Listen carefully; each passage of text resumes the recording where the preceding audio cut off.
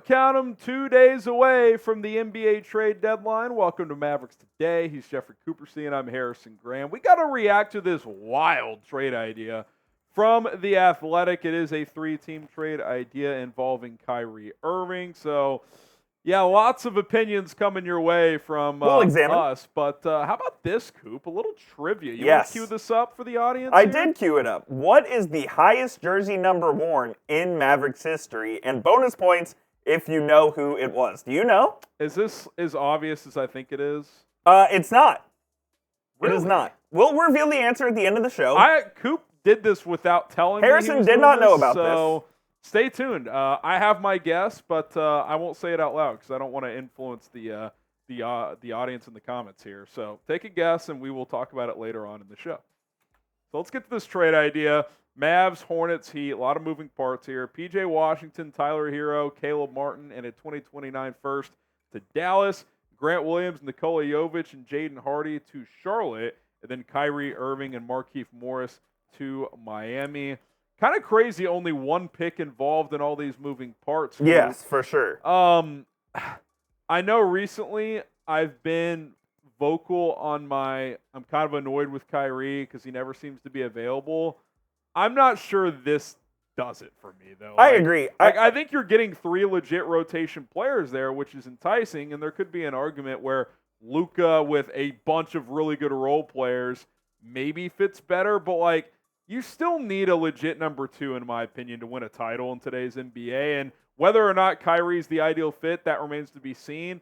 I don't know if the P.J. Washington, Tyler Herro, Caleb Martin trio, short-term or long-term, gets you to that we could win a title stage. Yeah, I'm not sure this deal does it for me. It just doesn't seem like the Mavericks would be getting enough if they're trading Kyrie Irving. I like Tyler Herro. I like Caleb Martin, but is that enough for the Mavericks to accept trading their second-best player in a year where they're desperately trying to be competitive? Now, they're not doing a very good job of that as of late, although good win last night, which we'll get to, but they really need to try to maximize the talent on this roster, and I don't believe a trade like this would be doing that. You're also already not very good defensively. Tyler Herro, he is brutal on that end. Yeah, he can't play defense, plain and simple. He doesn't defend at all. I mean, you're just getting worse going from Kyrie to him, basically. Sure, you get 2 other role players in Washington and Martin, but Martin hasn't been nearly as good this year that we saw in the playoffs last year. Washington's a solid player, but again, not a needle mover. So you're kind of trading 1 needle mover for 3 rotation players. Exactly. You're asking yourself, is the volume of depth, and can Tyler Herro be a legit number 2 on a title team? And I don't know. I have questions about that, if I'm being completely honest. Yeah, and talking about Kyrie, obviously returned from injury last night, and he was pretty damn good, man. Yeah. Especially in that second half. He ended with 23, 5 rebounds, 8 assists, 2 of 3 from 3.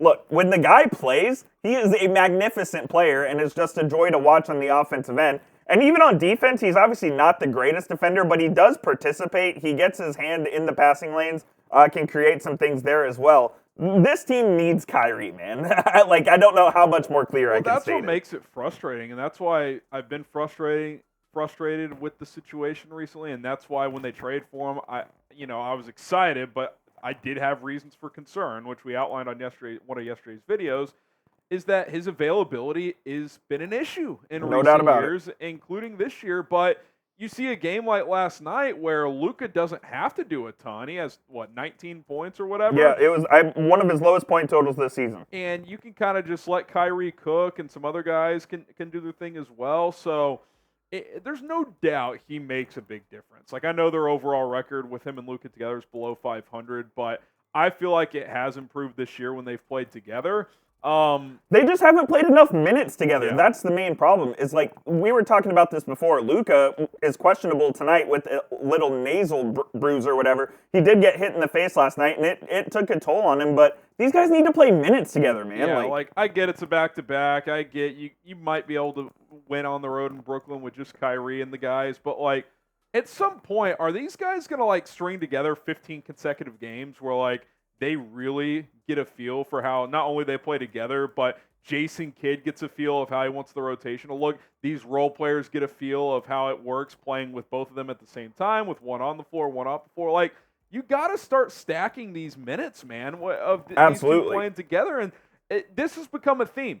Kyrie, who has missed a lot more time than Luka, but when he does play, it seems like, let's rest Luka a little bit like, because he's been playing so much. I get it every once in a while. You should probably do that. We talked about this yesterday. Luka's usage rate is not it's not sustainable. I'm on board with all that. But you also have the All-Star break coming up. Like, this just seems like a good opportunity to stack a few games with these guys together. And, oh, by the way, let's stack a few wins as well. Like, don't mess around in Brooklyn and lose tonight. I would like to see. You made an interesting point. I'd like to see what the longest stretch of games they've played together is. I bet it's less than 5, dude. It might be. They've only played 39 to 78 games together. I highly doubt there's a 17 games in a row where they played together. They haven't played together enough.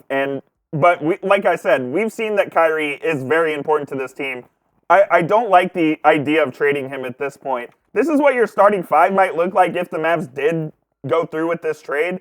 And it's pretty formidable, but at the end of the day, I think Kyrie is still the best player in the deal. And my philosophy on trades is when you're trading the best player in the deal, chances are you're losing said deal. And I feel like the Mavericks, like if you're like, well, but depth. I don't think the Mavs' depth is bad. Like, I don't either. They have decent depth. Like, yes, they need another 4, but like, you can get one without trading Kyrie. Like, exactly. You don't need to like go from a 9-man rotation to an 11-man rotation. Like, you have enough depth for the most part. So don't trade your second best player just to get a couple extra role players. I don't think. Yeah, I'm not on the trade Kyrie train. I don't think the Mavericks are either. This was just an interesting talking point from The Athletic, and it was all over Mavs Twitter last night, so I figured, hey, we have to talk about it and give our take on it. But maybe you guys disagree, or maybe you do agree. Grade this trade, A, B, C, D, or F. Look, we know Kyrie's a bit of a headache. We know he misses time. If he's healthy, though, and goes to Miami, like, that could be a title team. Oh, yeah, that's a title team for sure. Put him next to Jimmy and Bam. More or less replacing Kyle Lowry with Kyrie. Ooh, that would be tough. They're losing Herro and Martin, but, like, I think Kyrie outweighs those two, if I'm being completely honest. No doubt. All right, coming up, we're going to break down last night's win, and can the Mavs get a little bit of momentum here? That would certainly be very, very nice. But first, I want to remind you guys that Super Bowl Sunday is almost here, and PrizePicks is the best place to play daily fantasy sports, especially on Super Bowl Sunday. So download the app today. Go to prizepicks.com/CLNS. Use the code CLNS. You get 2 to 6 player entries. Select more or less on their stat categories that are offered by PrizePicks, and start raking in the dough today. And look at what Coop I cooked up a here. Little Dallas deal here for you guys. Luka, this was a deal they had on PrizePicks, more than 28.5 points. I think that's a lock. He had 19 last night. Going to get at least 30, I believe. If he plays. If he plays. Hopefully he plays. Miro Heiskanen, the Stars playing the Sabres tonight, more than 2 shots on goal, and Kyrie returning to Brooklyn tonight is going to have more than 24.5 points. Yeah, he might go nuclear. He might go off. PrizePicks.com/CLNS. That's 10 to win 50 there. Put your money where your mouth is, and the Super Bowl is going to be a fun day to be on PrizePicks. Trust me with that. PrizePicks.com/CLNS. Use the code CLNS.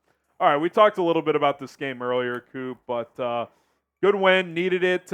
Great second half. They were down 4 at halftime, won by 16, and it's nice when Luka can kind of have like a C, honestly like a C- game, and for his standards, probably like a D or an F game. Like not very efficient, only 3 assists, but like the usage rate is down. He doesn't feel like he has to carry the load.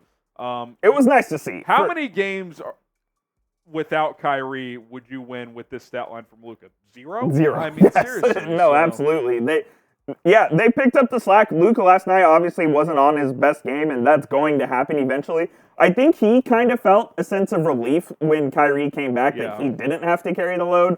So maybe take a game off's the wrong expression, but you know what I mean.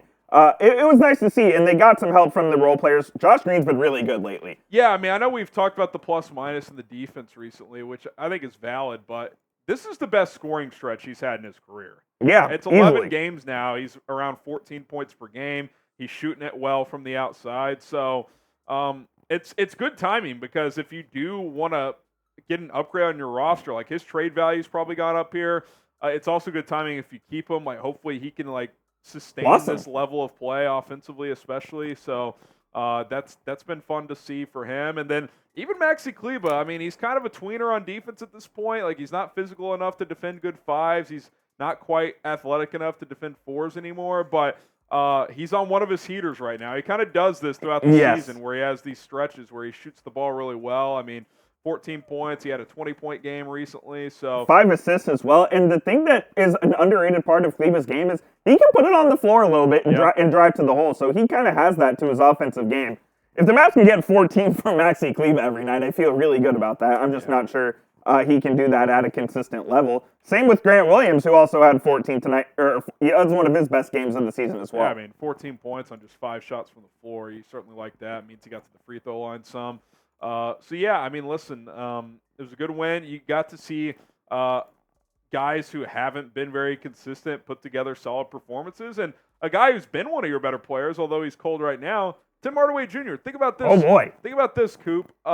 Tim Hardaway Jr. goes 0 for 8. Luka goes 6 for 15. They have 19 total points, including a goose egg from Tim, and you still win the game by 16. That's a pretty good sign if you're being honest. Yeah, that was one of the worst games. It's probably the worst game I've ever seen Tim play. I mean, he wasn't even close to hitting the rim. It was one of those nights where he wasn't close. And, yeah, the Mavs picked up the slack. A guy who also went scoreless, Dwight Powell, but he was very effective. As he had 7 rebounds, and he was really good in that pick-and-roll game. So I actually liked what I saw from Dwight Powell last night. So good win, and I said it yesterday. You got to at least play 500 ball getting to the All-Star break. But listen, Brooklyn tonight, that's a very beatable opponent. Maybe you can gotta win that game. Streak together some wins here and maybe get to... You have Brooklyn on Tuesday and then the Knicks on Thursday. So this is it's as close to a must-win in the regular season as it gets. Yeah, I mean, the Knicks have been just really They're hot, man.